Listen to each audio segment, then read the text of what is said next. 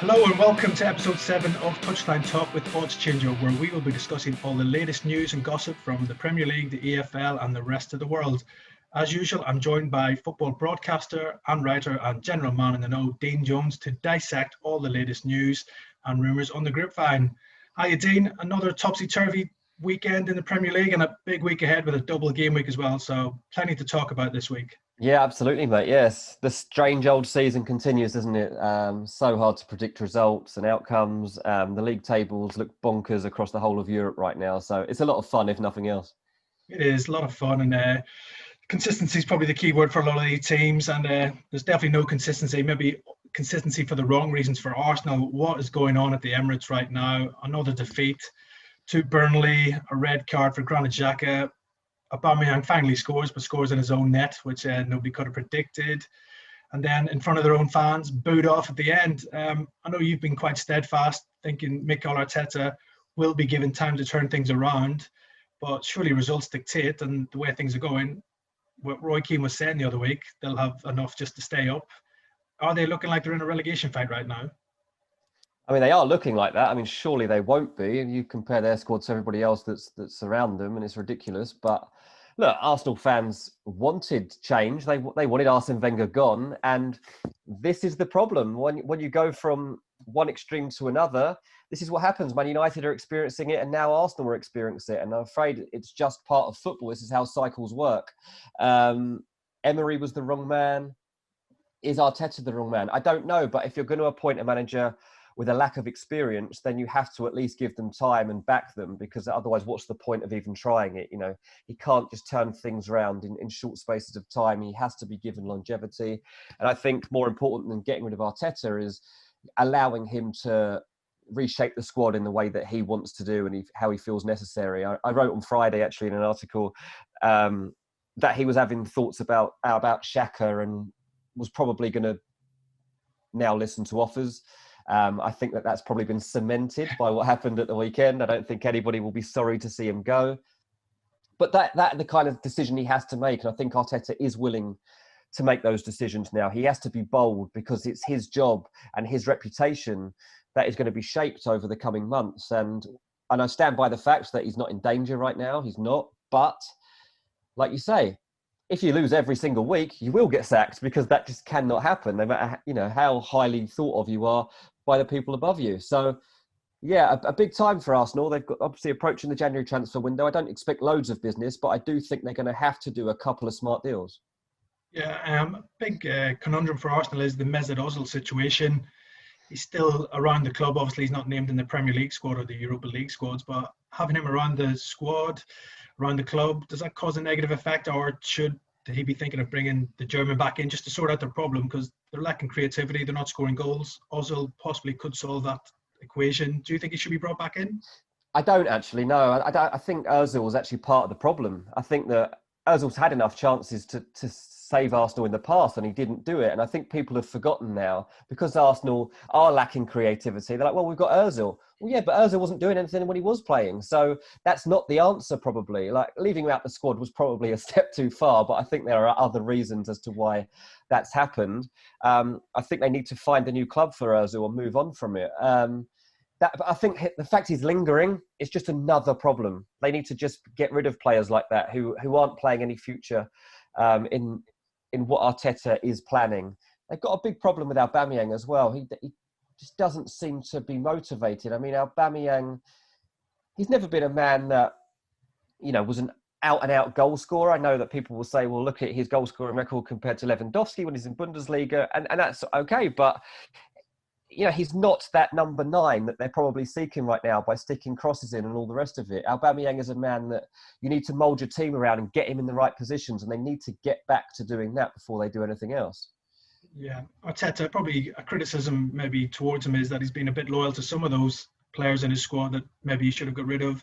You mentioned obviously the likes of Xhaka. Willian has been a bit of a disaster since arriving on a free transfer. I know he didn't cost money, but he's on big wages there at the Emirates. Yeah. Lacazette really struggled for form over the last probably 12 to 18 months, while Hector Bellerin looks a shadow of the player that he used to be. Is it time for a total change and maybe give those younger players a chance that he's given a chance in Europa League, and they've done quite well? I think the fans would give him more time if he was to give these younger players a go? I think that's been the strongest part of Arsenal's season, to be honest, the youth element to it. I think when you see players like Saka and Willock and Nketiah, they show that desire to go beyond, and they show the desire to make things happen that at times when Arsenal were up against it, I feel some of the more senior players just haven't been willing to do. At the back, they've got somebody like Gabriel, who's as solid as you can get, and I think his distribution's been really key, and I think that he'll be a really good signing long term. But ultimately, something needs to change, and why not give those youth players an opportunity and kind of show the older guard that you're not untouchable. He's done it with Ozil. Let's do it to some others for a game. If Aubameyang needs to be left out for a couple of games, maybe that's what's going to get the best out of him. Who knows? Yeah, the pressure's definitely on Arteta. He's now 7-4 favourite with the bookies to be the first Premier League manager to lose his job.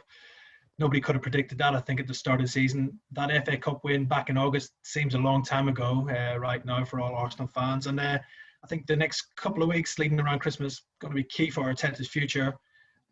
Big game against Southampton in midweek, then Everton away at the weekend, and then Chelsea on Boxing Day. If we were to lose all three of those games, Dean, I know you think Arteta will be given time. I think that could be the death knell if they lose those three games. It's a really hard run of games. There's no doubt about that. And I was looking at it last night and I was like, by New Year, Arsenal might actually be in the relegation zone. But look, this is the weirdest season we've ever seen. And what will probably happen now is when everybody's expecting Arsenal to completely crumble and that this is it for everybody and they're going to be relegated, they'll probably go unbeaten for those 4 games. It'll be something ridiculous will happen. It's so hard to predict. Mikel Arteta has to find something within this squad. Apparently he spent a lot of time last week working on creating chances and improving the shooting of his side. It didn't work in that week. Maybe over the course of the next week he manages to solve the problem. Yeah, big week ahead for Arsenal and Mikel Arteta, who's probably suffering his first real test as Arsenal manager, as everything seemed to go pretty well for him when he took over last December time. So another manager under real pressure is Slaven Bilić at West Brom. He went into the weekend game against Newcastle with lots of doubts around his future, suggestions, even claiming that he might lose his job if they lost that game. They obviously went on to lose 2-1 with former baggy Dwight Gale coming off the bench to score as well. Dean, do you think Bilić is the right man to stay in charge of the baggies, or do you think a change is needed?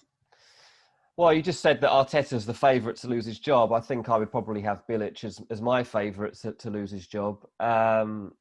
I don't necessarily know that he is the ultimate problem for West Brom, but I think he's probably the easiest problem you can try and solve. And I know for a fact that from speaking to a few people close to the club that they are beginning to kind of look at options beyond Bilić and what kind of philosophy would they be looking at in terms of taking the club forward again.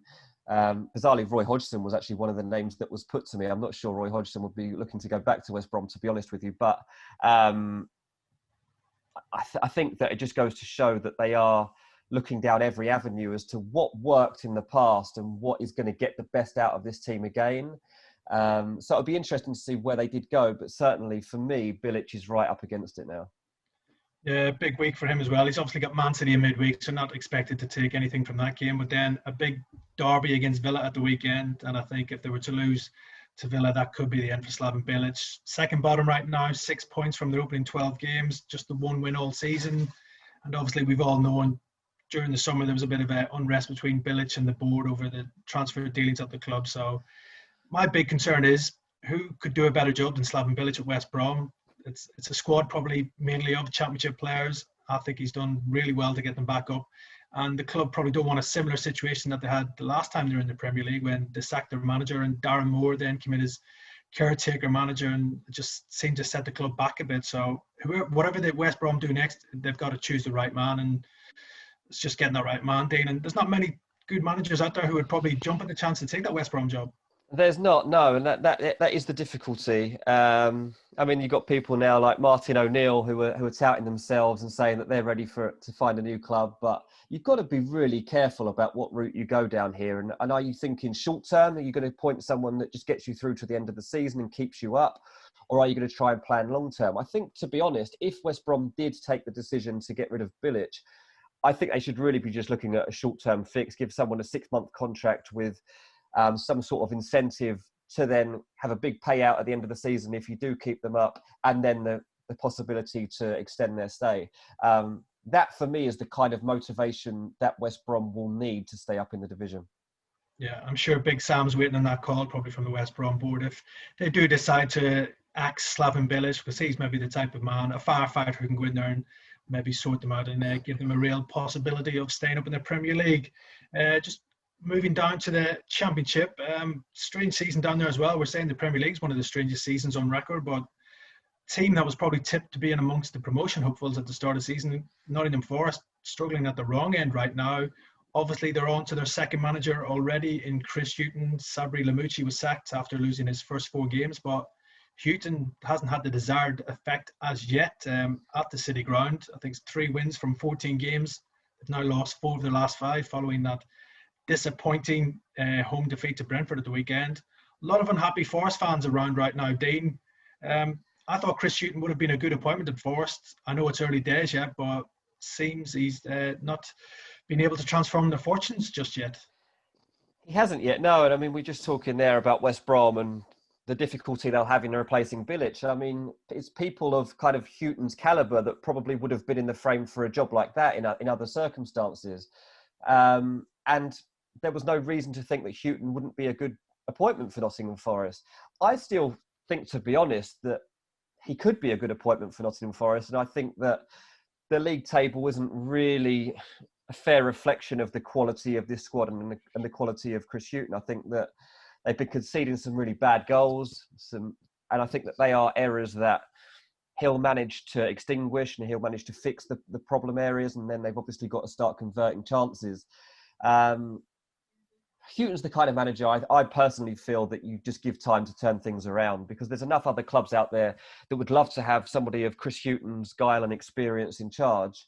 He's got good contacts in the game as well. He'll be able to get in a couple of additions in January where they really need them. And I think you've got to back a manager like this when they go through bad spells, because they could very quickly turn things around. And I do believe that could happen at Forest. Yeah, I believe it's only fair to give Chris Hughton at least this January transfer window. He's dealing with a squad that's not really his players, so maybe give him an opportunity to make a few additions and get rid of a few players, because it's a bit of an imbalanced squad at Forest right now. My only concern for Forest would be some of the players and things aren't really buying into what Hughton's doing right now. I've heard a few negative reports about training's not as good as it was under Lamouchi, some of the team systems, formations not being great as well, and they just don't seem to be able to grind out results. And I think that's what Chris Hughton's trying to do right now, but Forest aren't that type of team. Not scoring enough goals, obviously conceding too many goals, and that only leads to defeats. And the worry for Hughton is these Greek owners, notorious for making changes. If things aren't going right, they won't be afraid to make a change.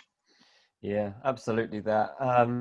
It's so difficult as well to plan now. And, you know, if you're going to sack a manager, then you've got to pay them out, and then you've got to deal with paying a new manager. And at a time when there's so much uncertainty about how the season's going to pan out and how much money you're going to be making, it's such a big decision to get rid of a manager like Chris Hughton and then bring somebody else in who might not necessarily be a success.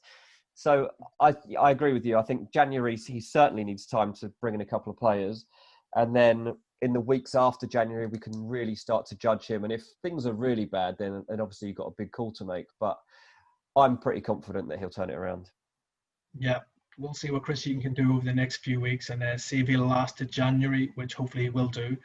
We don't want to see any more managers losing their jobs right now. But Forest's big rivals, Derby, just below them in the table on goal difference, still to appoint a permanent manager. Wayne Rooney, interim manager now, and he's got an improvement out of the side since taking over from Philip Cocu. That's 5 games unbeaten now for the Rams, and improved in defence. I think they've had 3 clean sheets in their last 4, so they're harder to beat right now, but really need to start picking up wins to climb up the table. This takeover's dragged on, it seems, forever. I don't know what's going on there, but Dean, what's your thinking behind this? Is this Rooney's job now, or John Terry's second favourite at 13-8 for the job? I just hard to read this one because it's just dragged on so long. Yeah, I agree with you. I think it's absolute nonsense that they would go down for John Terry. I think, what's the point of that? If you've got Wayne Rooney, who's at the club, knows all of the players, is beginning to make his stamp on the club, doing fine, doing okay, actually.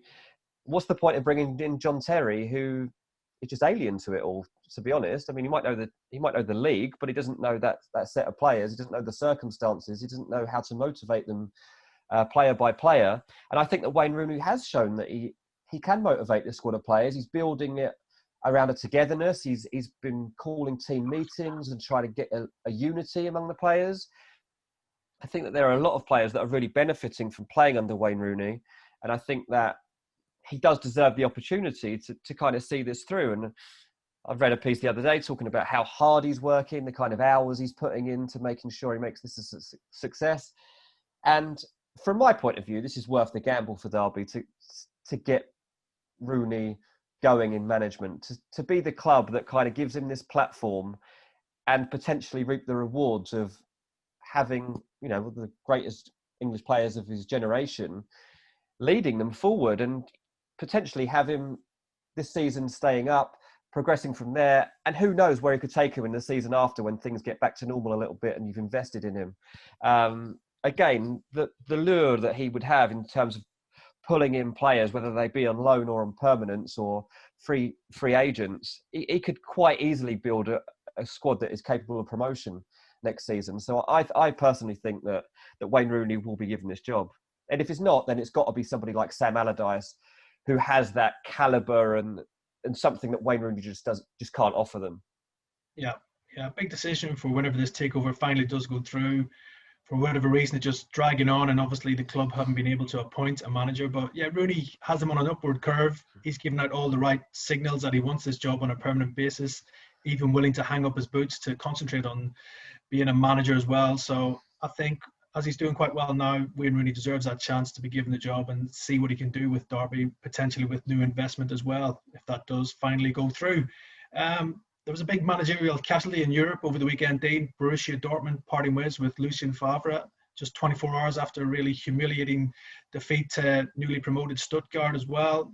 Lost 3 of their last 5 in the Bundesliga, but still only 5 points behind Bayern, and he got them through the group stages of the Champions League. Did you think it was a bit of a shock departure or not? No, I mean, this one's been on the cards since last season, to be honest. There's been a lot of thought about whether Favre was the man for them. He was going to go at the end of the season anyway, to be honest. And the manner of their defeat to Stuttgart was just ridiculous. I watched the game, and Stuttgart were promoted last season. Dortmund are supposed to be pushing to win the title. They've lost 5-1. It was completely unacceptable on every level, and it was no surprise at all to find out Sunday morning that the club were going to move on from him. They're just going to give the job short term to his assistant Edin Terzic and see if he can see through the season while they put a strategy together to really find the new Jurgen Klopp. This is the big problem with Borussia Dortmund. Every manager that's got in there has got like the ghost of Jurgen Klopp haunting them. Since he left in 2015, you know, they haven't won the league. And that brand of heavy metal football that Klopp brought and built the club around, they're still talked about as that club, and they're not that club anymore. And Tuchel or Bosch or Stoger and Lucien Favre haven't been able to get them back to that level. So it's a big decision now as to who gets the opportunity to become the next Jurgen Klopp, and whether they want to become that person, because obviously it's a big pressure. Julian Nagelsmann will be spoken about of RB Leipzig, Marco Rose of Borussia Mönchengladbach, and I think Jesse Marsch will be spoken about as well, the RB Salzburg coach. Ultimately, you know, Dortmund need to become a club that are thought of in the same terms of Bayern, and a club that you want to go to win things and stay at and have stability. Yeah.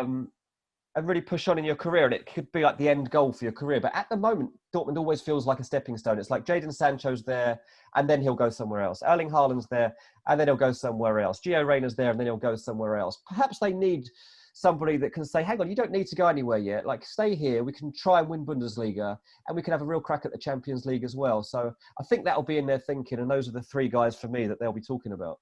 Yeah, it'll be an attractive option for a lot of managers, I think. As you've mentioned, some great young players there to work with, the Haalands, the Sanchos, the Reynas, the Jude Bellinghams. Obviously, Mauricio Pochettino is always going to come up in conversations as well, but you're not thinking the project of Dortmund would be for him? No, I don't think so. No, I don't think it would really suit either. I'm not sure Dortmund could afford him, and I'm not sure that.